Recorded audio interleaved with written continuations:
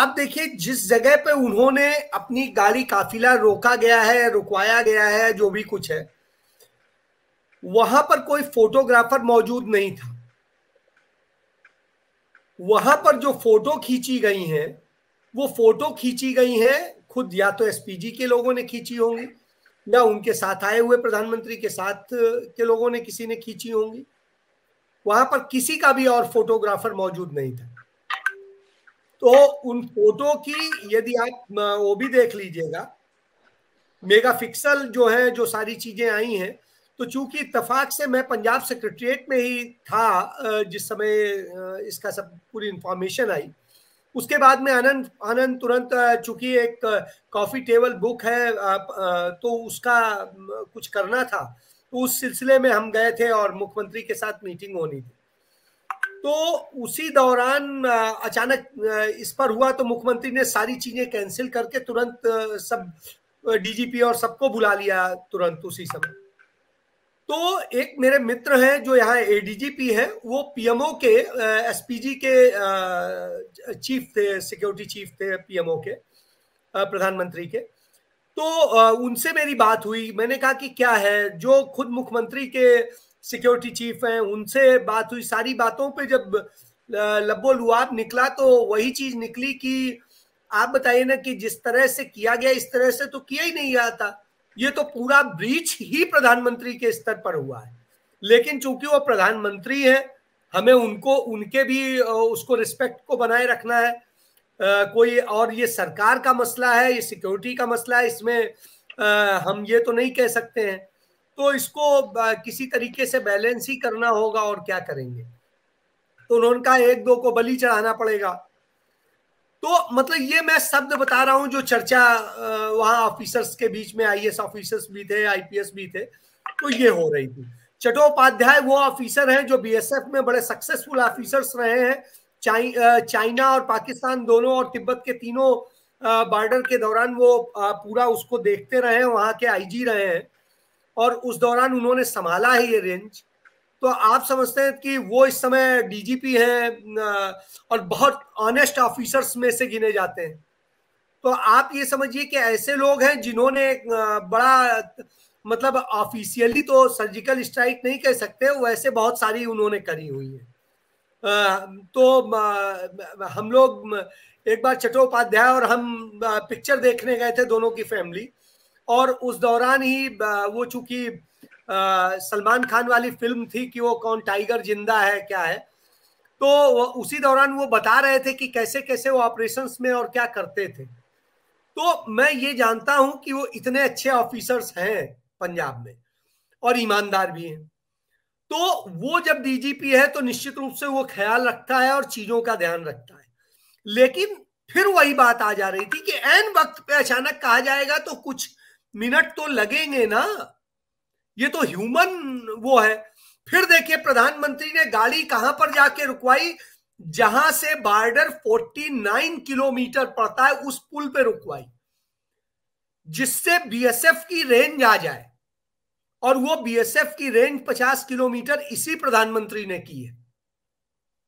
आप समझ सकते हैं इसमें एक मोडस ऑपरेंडी समझा जा सकता है कि भविष्य की क्या तैयारी है, क्या क्या चीजें इसमें एनआईए और दूसरी चीजें इसमें इंटर कराने के लिए उनके पास में आधार मिल जाए, जिससे भारत पाकिस्तान और दूसरे और चीजें प्रोपोगंडा खड़ा किया जा सके, जिससे यूपी और दूसरे राज्यों के चुनाव जीतने में पाकिस्तान का जो है पार्ट ले आया जाए।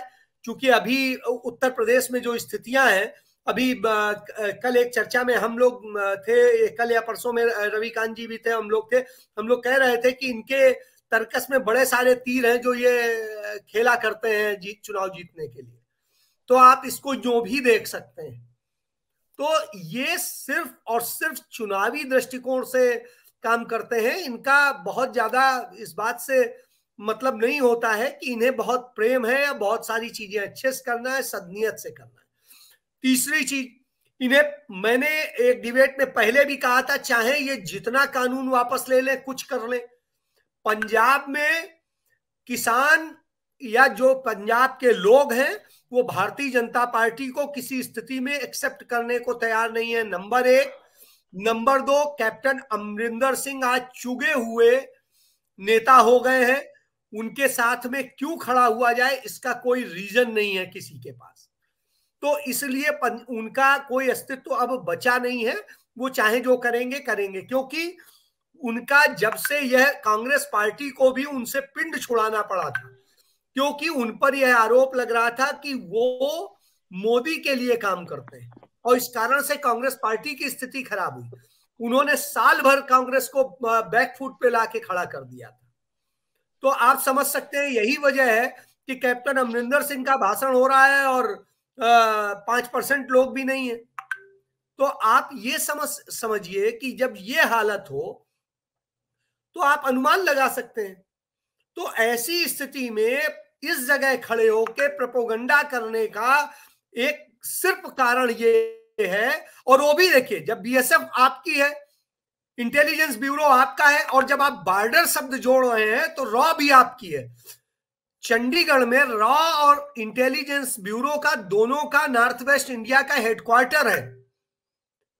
तो आप ये समझ सकते हैं, और इत्तेफाक से मैं उसी सेक्टर में रहता हूं जहां ये है, तो इसलिए मुझे पता है कि स्थितियां ये हैं कि कुल मिला के एक कहानी रचने की कोशिश हो रही है, जिससे पाकिस्तान एंगल और दूसरे एंगल निकाल के किस तरह से अपने आप को एक ऐसा प्रस्तुत किया जाए कि मैं तो बड़ा विक्टिम प्राइम मिनिस्टर हूं, मैं तो सबके लिए मरने तक को तैयार रहता हूं। तो साहब ये स्थितियां हैं, जबकि इनका न पंजाब में तो कोई वजूद है नहीं, और चाहे जो कर ले वो वजूद बनने वाला भी नहीं है। दूसरी चीज, उत्तर प्रदेश में जरूर हिंदू मुस्लिम पाकिस्तान और हिंदुस्तान वाला मसला चलता है, तो उसका फायदा ये उठाने की कोशिश करेंगे कि पाकिस्तान और ये वो कनेक्शन और ये सारी चीज। बाकी इनके पास में कोई ऐसा आधार नहीं है कि जिस आधार पर ये कहा जा सके कि पंजाब की सरकार या किसी पर कोई सवाल उठाया जा सके, क्योंकि सरकार के स्तर पर कोई ऐसी चीज नहीं हुई है। जो चीज हुई है एन वक्त पे हुई है, और जब उनका मिनिस्टर आपको रिसीव कर रहा था, गवर्नर रिसीव कर रहा था, उस वक्त आपने कोई शंका व्यक्त नहीं की, कोई रूट नहीं चेंज किया। उन लोगों के जाने के बाद में आपने किया, और जब आप अचानक लौटने लगे और इन्फॉर्म हुआ उन्हें, वो लोग तुरंत पहुंचे एयरपोर्ट, आपको विदा किया, आप बड़े खुशी खुशी बैठे हैं जाके। मैंने इत्तेफाक से फेसबुक पे और ट्विटर पे वो फोटो शेयर की है, तो आप देखिए कि तब तक आपको सिकन नहीं थी, और उसमें बैठने के बाद में आप कह रहे हैं ये। तो पंजाब के लोग तो ये कहते हैं कि पुराने भगोड़े हैं ये, और मुखबिर लोग रहे हैं, तो वैसे ही भाग खड़े हुए हैं। और आप हमसे जुड़े रहने के लिए सब्सक्राइब करें YouTube पर, फॉलो करें ट्विटर पर और लाइक करें Facebook पर। और ज्यादा जानकारी के लिए आपको टाइप करना होगा सिर्फ न्यूज़ नशा।